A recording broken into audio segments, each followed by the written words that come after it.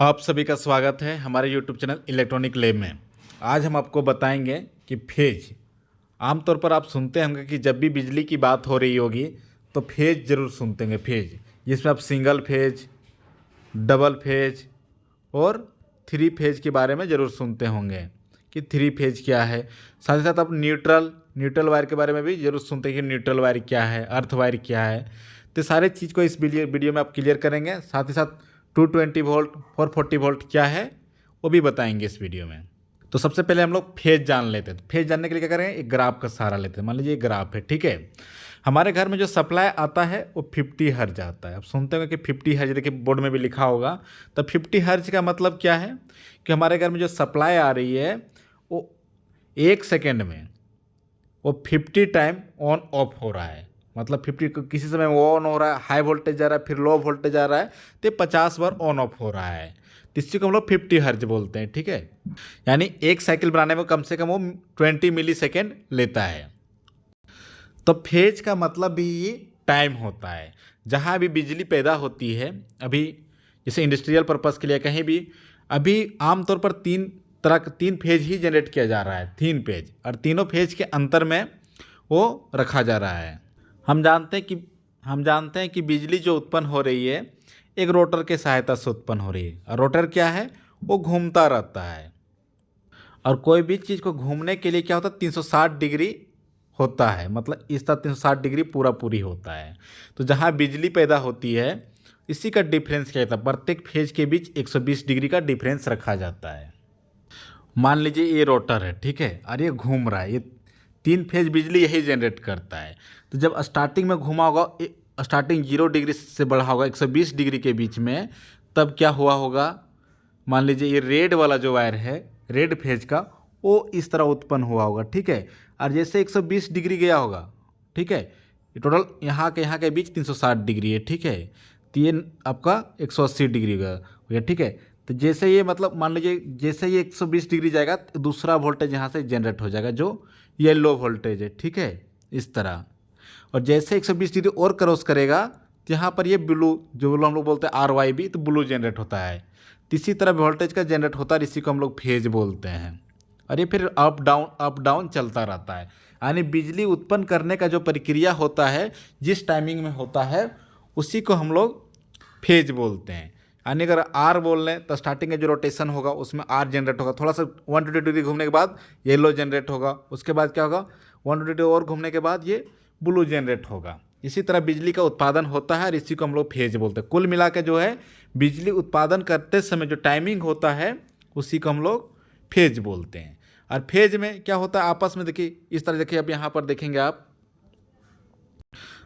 और दूसरी चीज़, तीनों भी वोल्टेज जो होते हैं RYB फेज कभी भी एक साथ हाई में नहीं जाते। जान लीजिए ये सेकेंड टाइमिंग है, यहाँ के यहाँ बीच 20 मिली सेकेंड है, देखिए।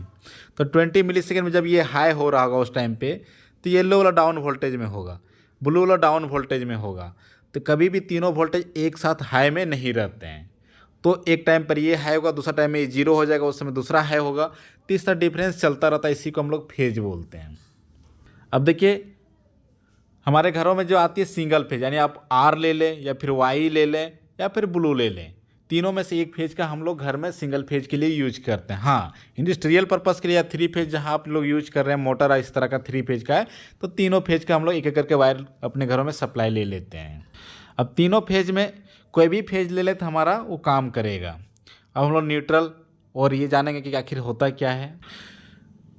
आपको एक और डॉट चलता होगा कि कभी भी देखे तो ट्रांसफार्मर में जो हमारा इनकमिंग सप्लाई होगा, जिसको हम लोग 11,000 या 22 kVA वोल्टेज बोलते हैं, तो वहाँ से 3 ही वायर आ रहा होगा। देखिए 1 वायर, 2 वायर और ये 3 वायर, ये डायरेक्ट ट्रांसफार्मर में जाता है।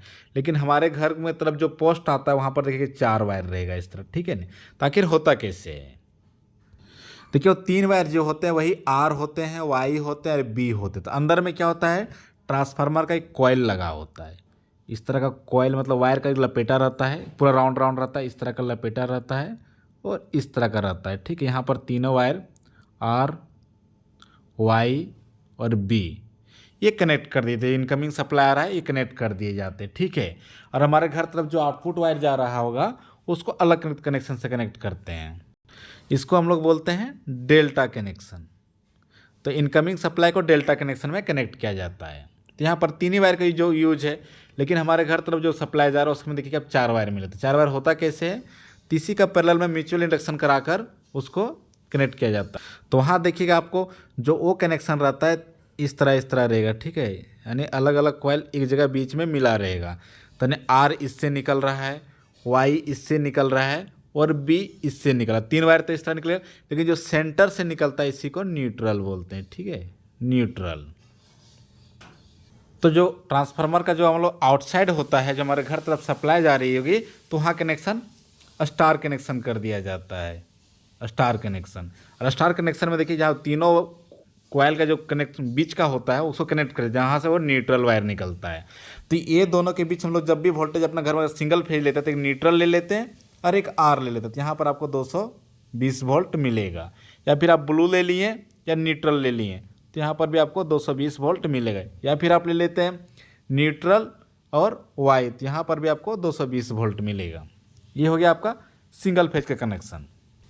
इसी को हम लोग फेज वोल्टेज भी बोलते थे। फेज वोल्टेज हम लोग बोल सकते हैं 220 वोल्ट। फेज और न्यूट्रल के बीच में जो वोल्टेज होगा एक्रॉस में, उसी को हम लोग फेज वोल्टेज कहते हैं।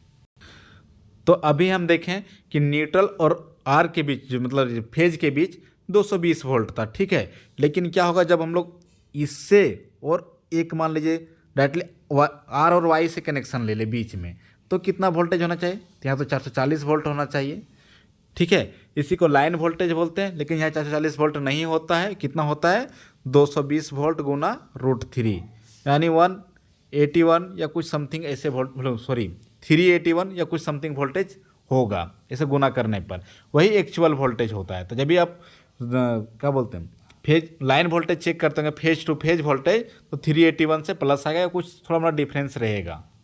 इसी को हम लोग 440 वोल्टेज बोल देते हैं आमतौर पर, लेकिन एक्चुअली होता नहीं है। तो यही था हमारा फेज वोल्टेज और लाइन वोल्टेज, साथ ही साथ 220 वोल्ट और 440 वोल्ट का ये डेफिनेशन था।